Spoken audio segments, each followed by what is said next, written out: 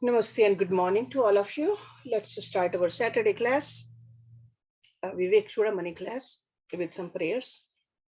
Om Guru Brahma, Guru Vishnu, Guru Devo Maheshwara, Guru Sakshat Parbrahma, Tasmai Shri Guruve Namah. Om Bhur Bhavaswaha, Tatsavitra Varenayam, Bhargo Devasya Dhimahi, Dhiyo Yo Nah Prachodayat. Asto ma satgamya, tamso ma jyotirgamya, mrityorma amritam gamya.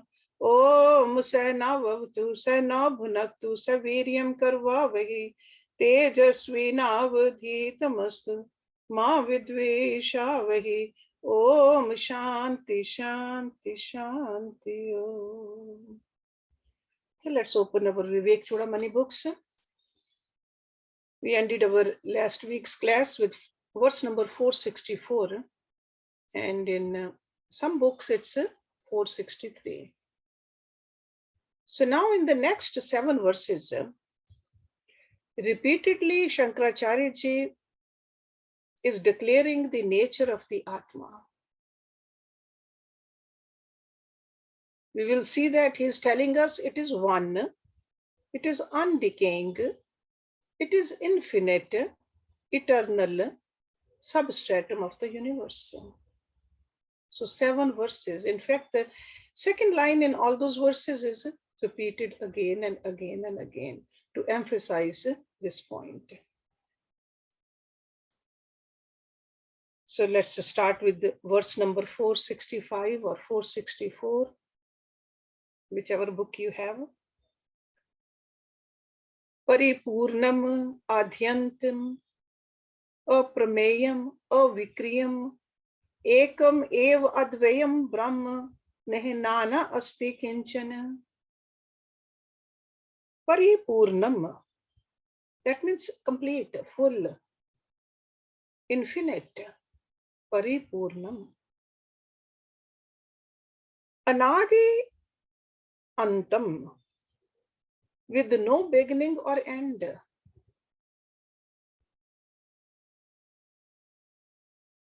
Aprameyam, ineffable, inscrutable. Aprameyam. Avikriyam, changeless, no vikar in it. Ekam means one, that means one reality. Ev means alone. Advayam, non-dual. Brahma, the absolute. Ih. Ih means in this, that means in this Brahma. Nana, duality. Asti or na asti. See, na iham, this na is in front of asti actually. Na asti is not there. Kinchan, whatsoever. That means not even a little bit, kinchan. Only Brahma is there. Non-dual, with no beginning or end. Incomparable and changeless. In it, there is no duality whatsoever. So it's all homogeneous, Brahma and Brahma. So Paripurna, that really means ever full. There's no room for anything else in it, or nothing else in it. Paripurna. And this one without a second, there is no beginning or end. Because it's everywhere. No beginning or end. And without birth and death. That also is a part of that. Because something which is born, that means there is a beginning. There's no birth of Brahma. There's no death of Brahma. Anadi Antam. And aprameyam, incomparable, there is nothing that can compare with it. Because it's beyond the realm of physicality. See, you can compare the things when they are gross. You can compare the bodies, you can compare the objects, you can compare the minds and the intellect also.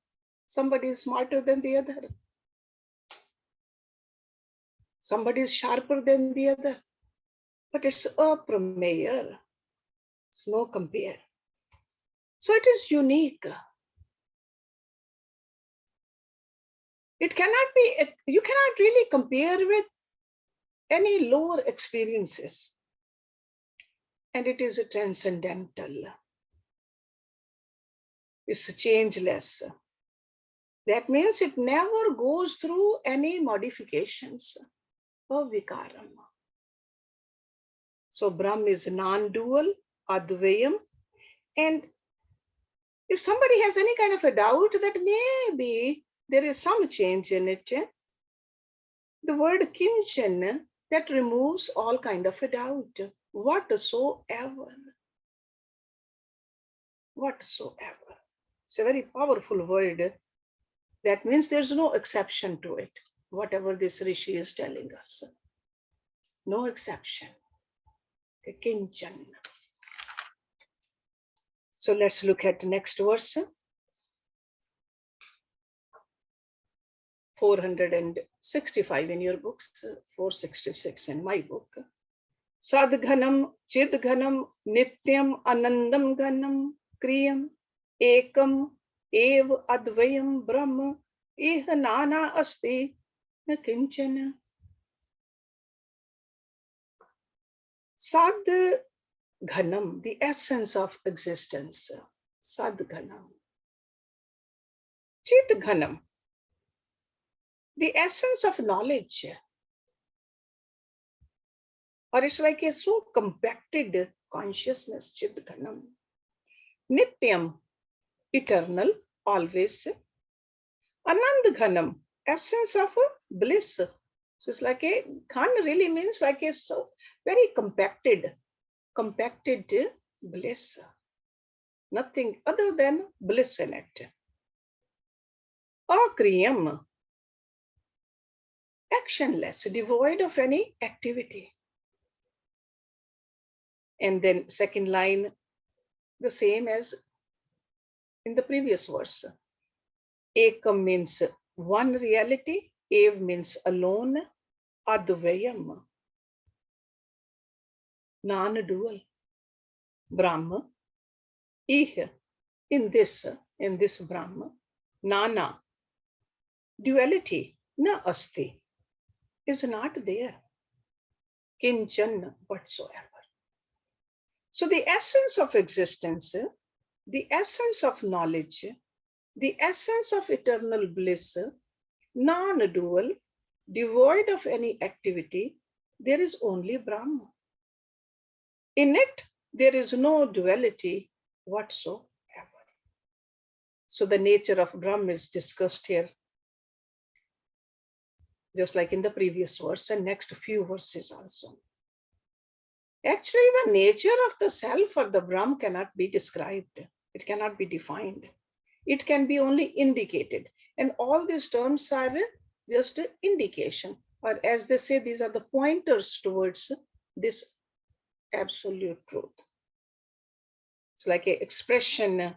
You can define something which is gross.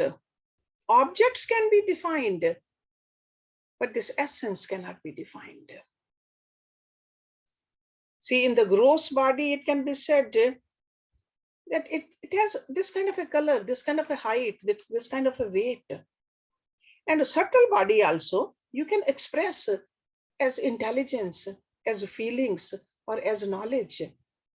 Causal body also can be explained, a little bit more difficulty, but still it can be explained. But this Brahma cannot be explained. Cannot be explained. So that's why it's called Sad Chit Anand. So the self is a mass of existence, a sadghan, mass of existence. It's everywhere. Because this existence is the common factor in all things. So existence. Anything exists because of Brahman. So that's why it's called mass of existence or sadghan. And because of this intelligence can function. Otherwise, this intelligence in us is inert. But intelligence, through intelligence, when there's a consciousness in it, we have a meaning in this life. So that which expresses in intelligence everywhere is called Chidghan. And Anandghan, that which is of the nature of eternal bliss. Anand, bliss. And bliss is when mind is not agitated. This is an experience of joy. Lesser the agitation, greater the joy. So in the Brahma, there's no agitation at all. It's only bliss. So Anand Ghan. So this bliss, supreme, it's experienced beyond the mind actually. In order to experience this bliss, we have to transcend the mind, transcend the body, transcend the intellect also. So it's not even conditioned by time. That's why those yogis who go into samadhi, they say, we don't even know how much time passed. Beyond the time, it is eternal bliss, nitya ananda. And it's without activity, akriyam. In the presence of the self, activities take place. But in these activities, self does not get involved.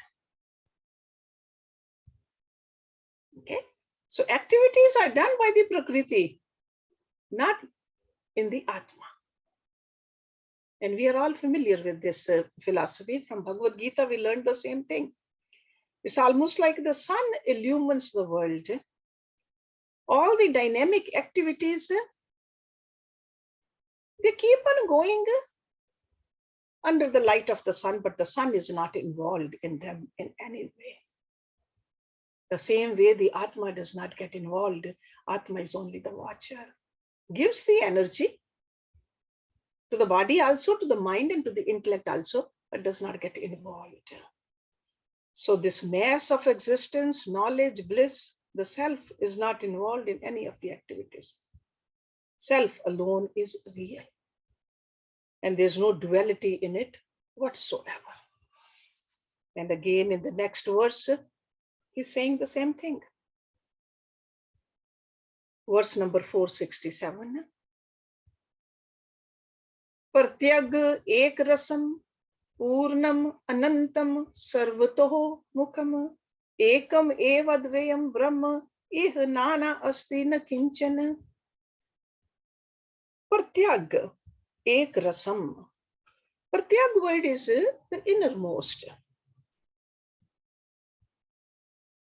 Ek means one. Rasam means the ras, the essence. Ras. So pratyag ek rasam.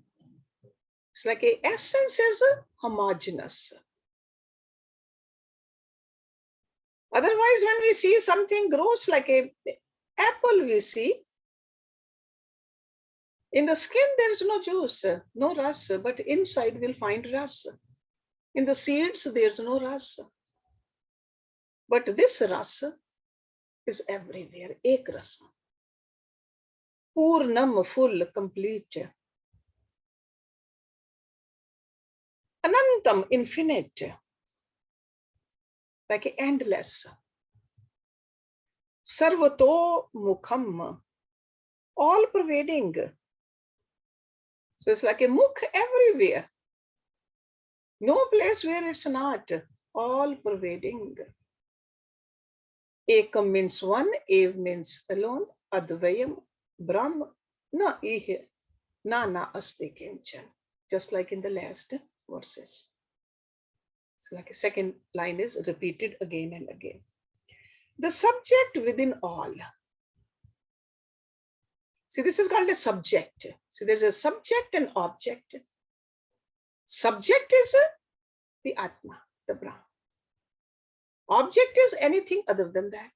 So the subject within all, non-dual, homogeneous, endless, all-pervading, there is one Brahman. In it, there is no duality whatsoever. So the Brahm or the Atma is not an object, but it is a very subjective core, if you want to understand it that way. So in the essence in each individual, and that's why it's called Pratyag, innermost, it's a core. And it knows no change. It remains the same nature, ek ras, all the time. So that means there's no change, there's no modification, and there's no destruction either, actually. If there's no change, it doesn't destroy. If there's a change, only then it can destroy, or it can become big, or it can become small. That's why it's also called Nash Rahitam. It can never be destroyed. All full, Purnam. There's nothing in it because there's no room to put anything else in it except itself. So no distinction in it is ever possible. It is endless, it's unborn, so therefore it's undying. So that which is birthless and deathless is not only changeless, it's also infinite.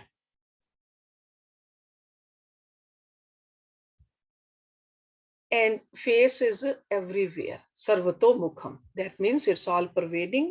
Never can we reach a point in the cosmos where it's not. Everywhere it is.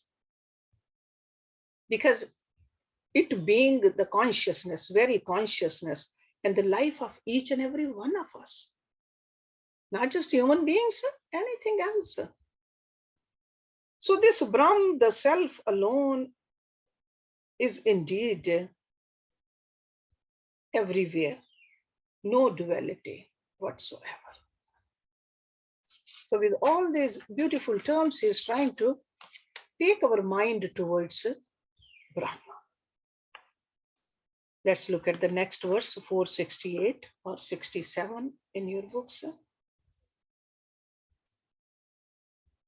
Ahayam anupadyehe anadhyam anashrayam ekam evadvayam brahma na ihi nana asti kinchana. Ahayam, free from the propensity for anything to be shunned.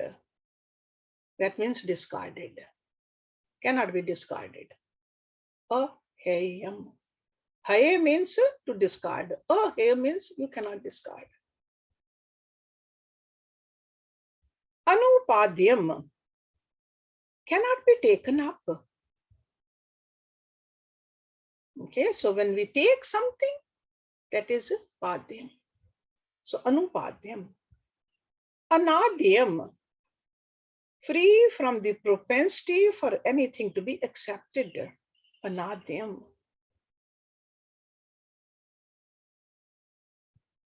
And anashrayam, from any sort of dependence on his support. Anashrayam. There's no need for any support for this. Ekam ev advayam brahm nahi nana asti kinchan. Again, the repetition of the second line. That which is to be neither shunned nor taken up, nor accepted, that which is non-dual and without support. There is one Brahman. In it, there is no duality whatsoever. So the very essence in all can never be rejected. Because it's the essence. Nor can it be accepted. Because you can always accept or reject a thing which is other than you. Other than you. So it's our own real nature. So that's why we cannot reject it, or we cannot say we're going to accept it. This is who we are. You can never say that I have met me. Right?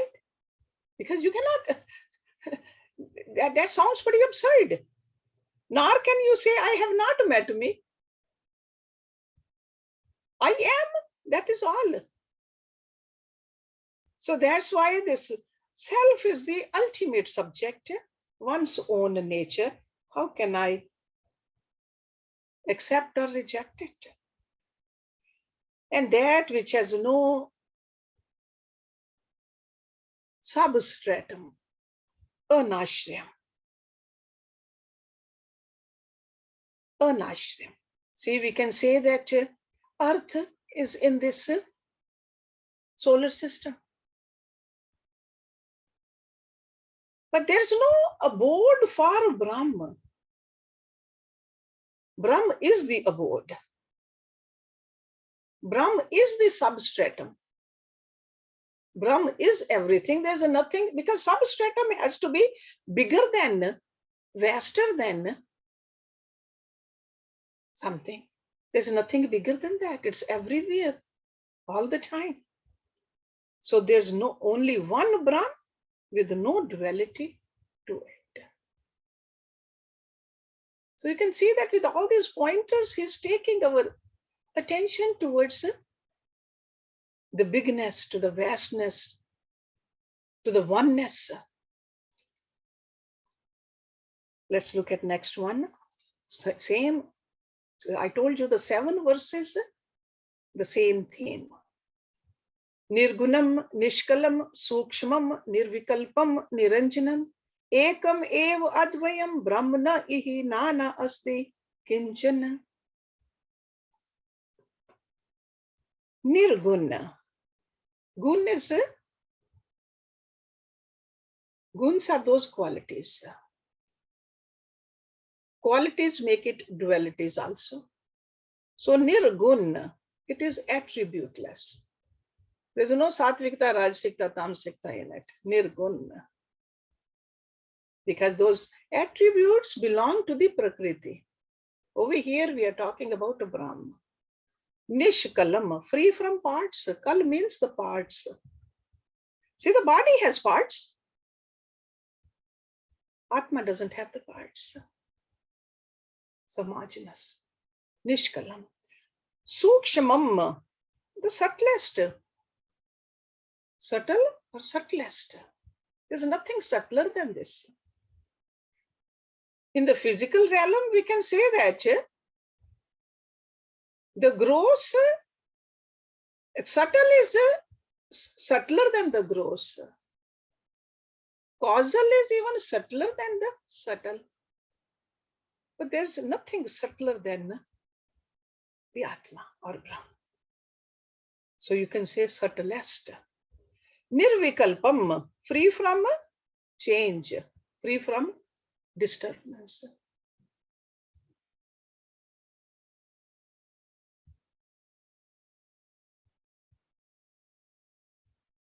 Niranjanam, taintless. That means there's no flaw in it. It's pure. Ekam means one reality. Ev means alone. Advayam, non-dual Brahma. Ich means in this Brahma. Na means not. Nana many. Asti is kinchan whatsoever. With no qualities or parts. It is subtle without disturbances. And taintless. There is one Brahma. In it, there is no duality whatsoever. And these words we are familiar with, but still let's look at it. So the first word nirgun, without any properties, without any qualities. Because if there's a quality, only then it can be perishable. Without the qualities, there's nothing perishable.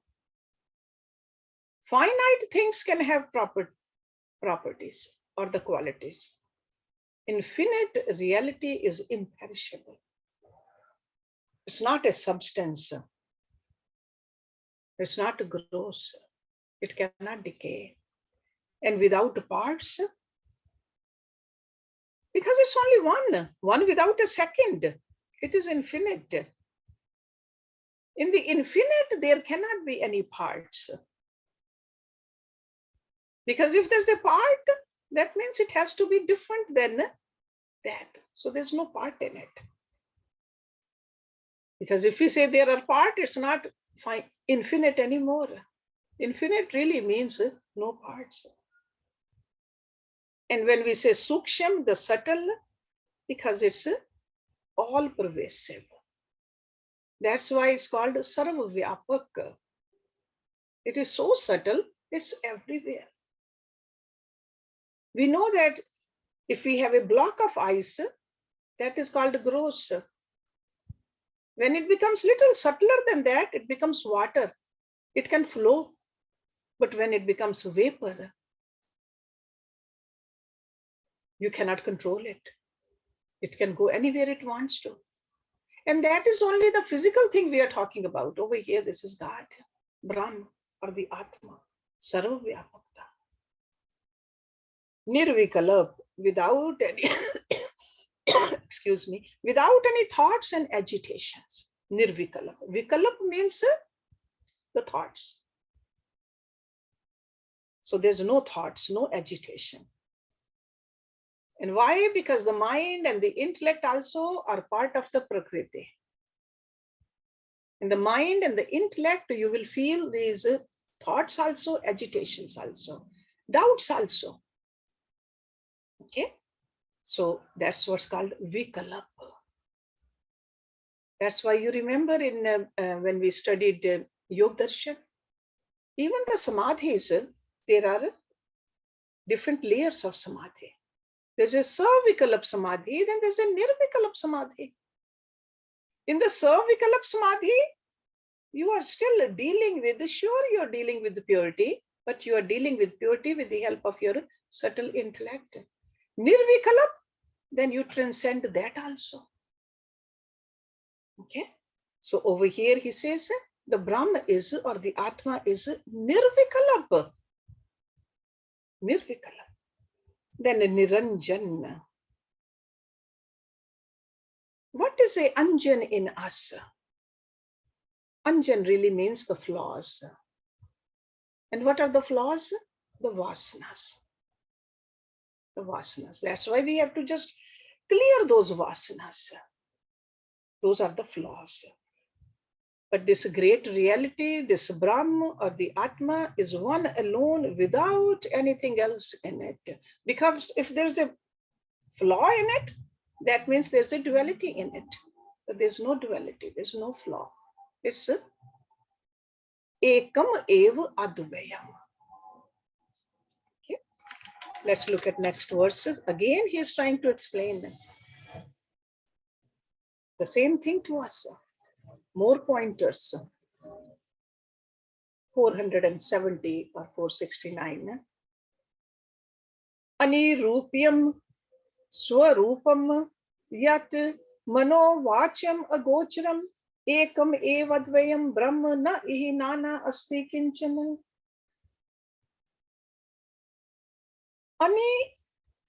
Anirupya swarupam. Incomprehensible with regard to its nature, because there's no rupa. Anirupa savrupam. Okay, so incomprehensible. When there's no rupa, how can we comprehend it? So incomprehensible with regards to its nature. Swarupa, its nature. Yat means that. That means that reality. Mano vacham agocharam. Mano is the mind. Vacham is the speech. Agocharam, that means beyond. So beyond the mind and the speech. So mind cannot think about it because mind thinks in the shapes or in the colors or in the heights. So mind always thinks like that. And whatever mind thinks, our speech can talk. Over here he says it is beyond mind and speech.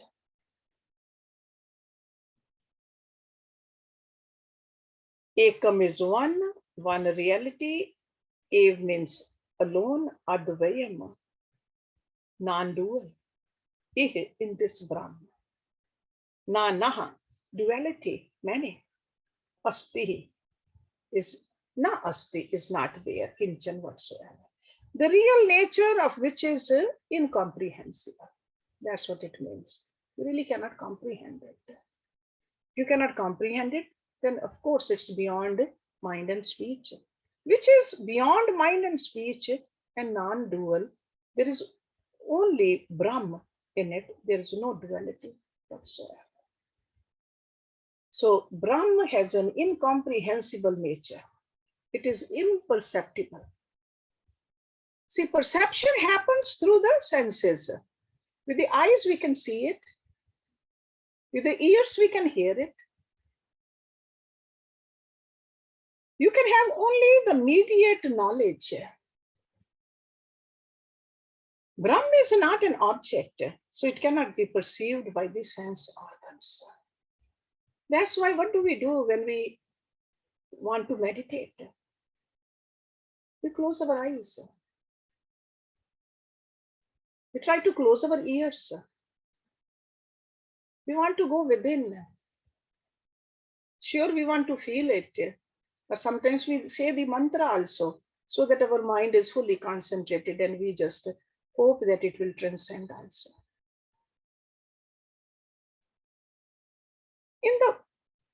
Whenever we want to feel at a deeper level,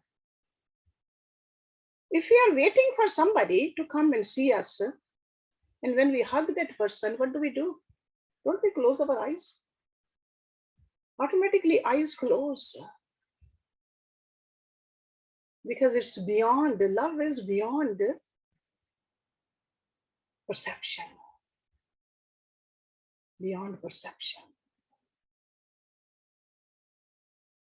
There are many, many things in this world which we cannot perceive actually through our sense organs. Even the mathematical formulas, variety of scientific truth. Sure, we can comprehend these with the mind and the intellect, but the self is even beyond that. Beyond that. So that's why he says, Mano Vacham Agocharam. So supreme reality is that which cannot be perceived through the mediation. Through the mediation. Mediation means mediation of some instrument. And over here we are talking about our own instruments, which are sense organs. Or even the mind. Through the mediation of the mind also, we cannot understand Brahma. Or even through the mediation of the intellect. Because it's not immediate knowledge. That's why it's called, it's the immediate knowledge. It is subjective realization. Subjective. It's a non-dual Brahma.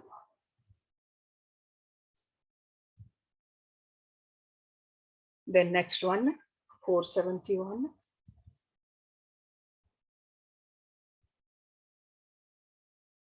Sat samriddham swata siddham shuddham buddham anidrisham ekam ev advayam brahma na ihi nasti kinchana. Sat, essence of existence, Sat. So like a real. Samriddham, full and infinite. So over here, nature of the infinite bliss. Samriddham. Swata. Swata means self. Siddham means evident. So Swata Siddham means self-established, self-evident. Shuddham, pure. Buddham, nature of intelligence or knowledge. Anidrisham, not seen like this.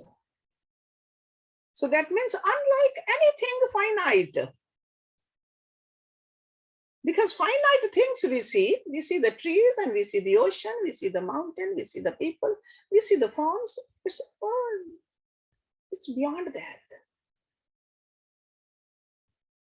Nothing in the finite world can compare to that. So not seen like this.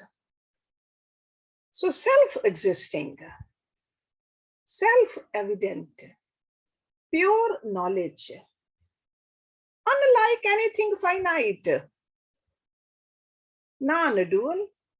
There is only one Brahma. In it, there is no polarity whatsoever. Nana. Okay? No nana asti. There's no polarity. So this great reality is full of, first of all, Sat, pure existence. And it did not get that Sat or the existence or the purity by some intervention of any equipment. That's why it said self-existing. It was not born because of somebody else. It's a self-existent. It is self-evident also. It is not an object which can be established by any proof. See, just like your existence, it doesn't need any proof to you. I'm talking about this, the part of Brahm in you. You don't need a proof. It's a self-evident. You are. Everything else you can prove or disprove. But you are, it doesn't need any proof. You are. Shuddham, pure, because there's nothing else in it, it's a pure. Because whenever we put something in it, then it becomes impure. So just like a gold, we look at it, pure gold, then you put some impurity in it, it becomes 22 karat or 20 karat or 18 karat or whatever. The purity keeps on going down. But this is all pure. You cannot add anything to it. And Buddham, intelligence, very nature of truth, its knowledge, absolute, it's called. And anidrisham, not like, that means moment to moment we have experiences of the finite realm. We see the objects, we feel the emotions, we have the thoughts. But this great thing is something unique, nothing like it. You cannot explain it. That's why when those rishis, they went into this deep samadhi, they come out and they just don't even make any sense to people like us. It's hard to compare, hard to even speak. It is vilakshan. Not anything like we know. In this finite world, sure, we can compare, but we cannot compare that experience. This Brahm is one without a second. There is no pluralistic phenomena in it. That's what he's trying to tell us. So this is the end of this particular segment, where with all these pointers, Shankaracharya is trying to tell us what this Brahma is. And you are part of that Brahma. All these beautiful pointers.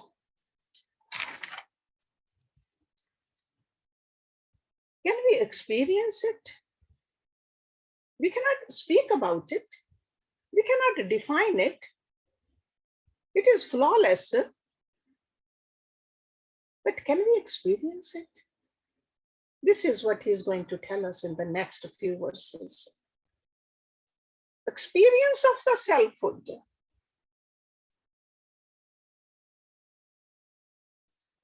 Let's just start out today one verse and then we'll finish up next week. So this is verse number 471 in your books. Nirast ragaha, vinirast bhogaha, shantaha, sudantaha, yatyo mahantaha, vigyaye tattvam, param et dantehe praptaha, param nivriti atma yogat. Nirast ragaha. Actually, nirast raga really means a noble-hearted person, or the practitioners who have gotten rid of the attachments. Nirasta, no attachment. We nirasta bhogaha, who have very well given up all sense enjoyments also.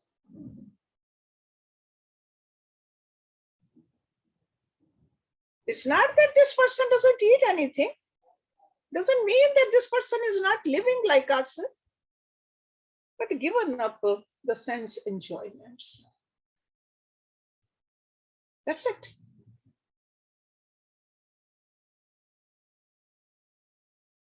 Shantaha, who is calm. Shant. Sudantaha, very well controlled. Yatyaha, masters of the senses. Yatya. Mahantaha, Mahan, Mahanata, the great spiritual aspirants. Or another way you can understand Mahanta is who identifies with the glorious self. Mahantaha. Vigyaye, realizing. Tattvam, this truth. Param means supreme. Etat antehe, at the end of this life. Etat antehe. Praptaha, they gain. Param, supreme. Nivritim, final bliss. Atma yogat, as a result of their self-realization. Noble-hearted, renunciated, who have gotten rid of the attachments, who have given up all sense enjoyments, who are calm and controlled, realize this supreme truth, and at the end, they gain bliss supreme as a result of their self-realization.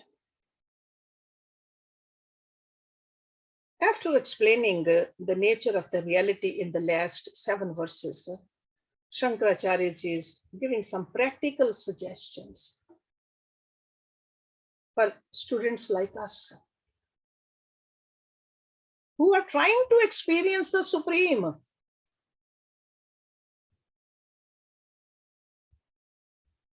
So very practical methods for sadhana he is advising us.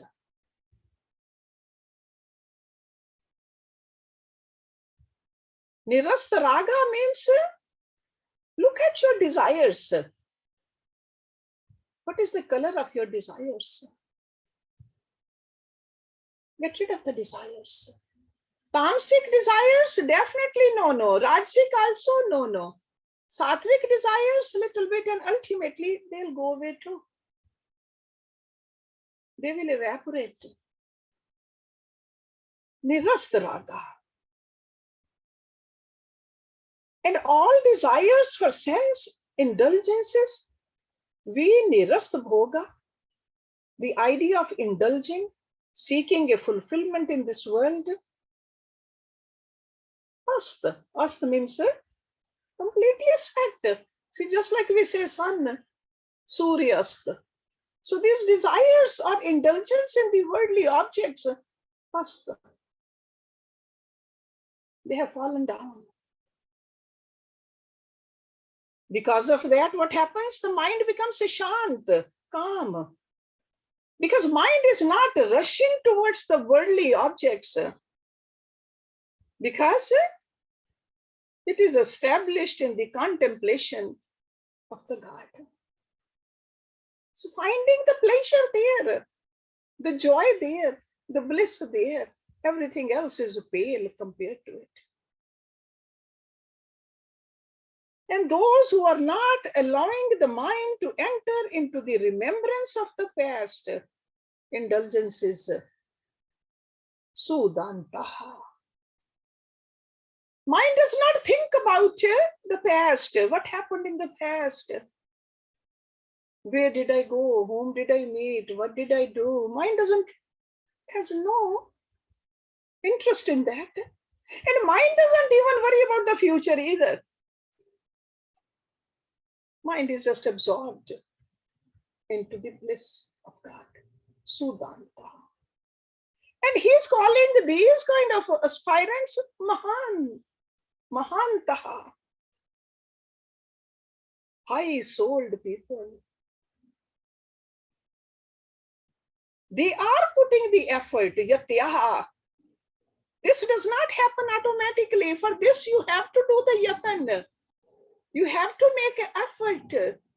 This is the sadhana. Because mind, we have given the free rein to the mind for countless lifetimes. It loves to go for the self-indulgence. It will give you the reason also for the self-indulgence. I often hear people say, God created all that, so we should go after that. God created everything. We forget the goal of life. So that's why these great personalities, they got to take birth to open our eyes for this ultimate purpose. So people who are putting forth the efforts, yatya. And when we have completely controlled our sense organs, mind, we have apprehended the reality within ourselves. It's nearer than anything else because this is who we are. He says, we'll reach supreme peace, contentment.